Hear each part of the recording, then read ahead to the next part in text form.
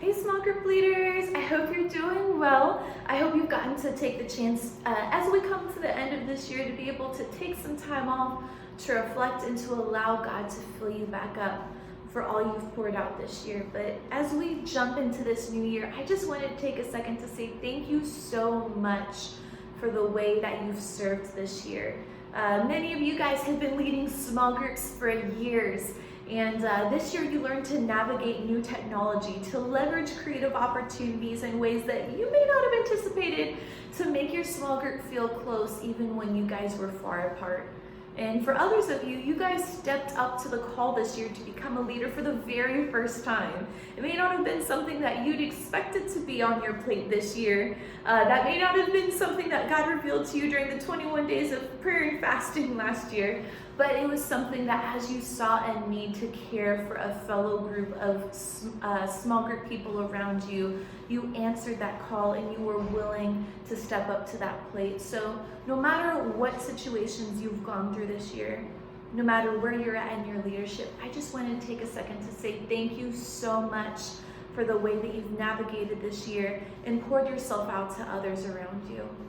And as I even said at the beginning, I hope that you've gotten a chance to stop and reflect over this Christmas season, to be able to get poured back into so that you're ready to pour out in this next year.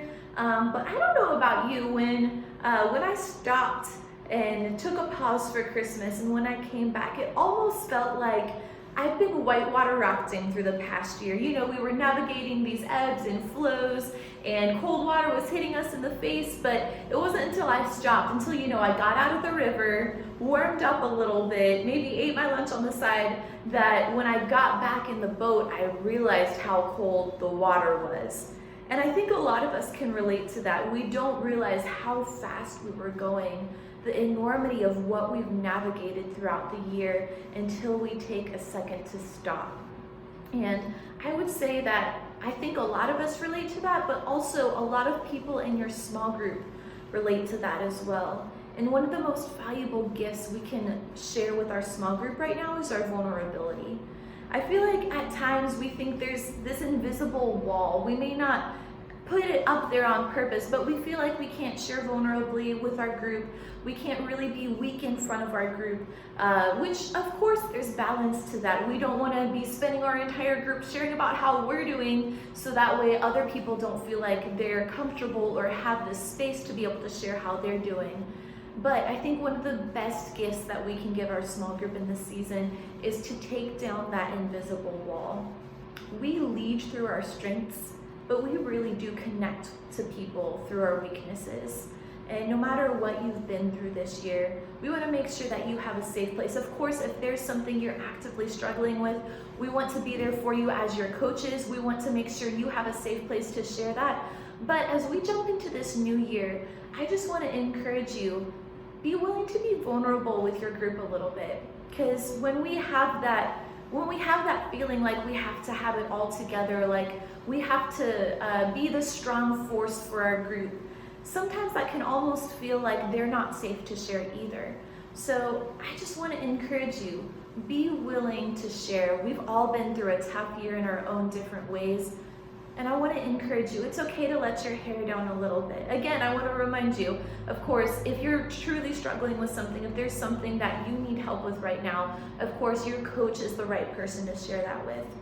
But as I was thinking about that this morning, the verse popped into my mind about how we weep with those who weep, we mourn with those who mourn, because of course, as we do that for our small group, we want to allow them in a little bit to be able to do that for us. It's an amazing feeling when someone in your small group can feel like they're empowered to care and give back in that way as well. So as I looked up the context for that passage, I realized that it's actually right next to one of my favorite verses that's hanging up on my wall in my room. So I wanted to share a short passage with you. It's Romans 12, 9 through 15, and I hope that this is encouraging for you.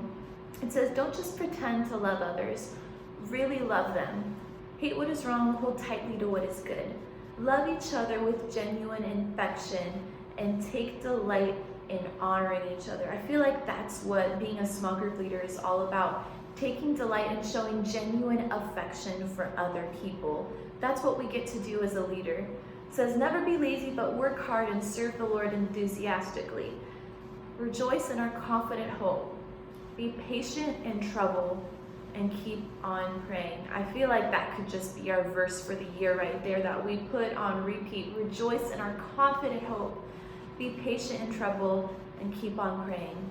When God's people are in need, be ready to help them. Always be eager to practice hospitality, whether that's in your living room or in your Zoom room. It says, bless those who persecute you. Don't curse them. Pray that God will bless them. Be happy with those who are happy and weep with those who weep. Victory family, as we close out this chapter of 2020, again, I just wanted to say thank you so much for the way that you've served those around you. But I want to encourage you, as we step into this new year, we truly are all in this together. So know that we as a small group staff, your coaches, we're a safe place for you. We want to be there for you. But also be willing to let your small group be there for you a little bit too. We've all had a tough year together, and one of the most precious gifts that you can share with them is the realization that even you as your leader have been through tough times too, that they're not in this alone. So Victory family, we love you and we look forward to seeing you soon.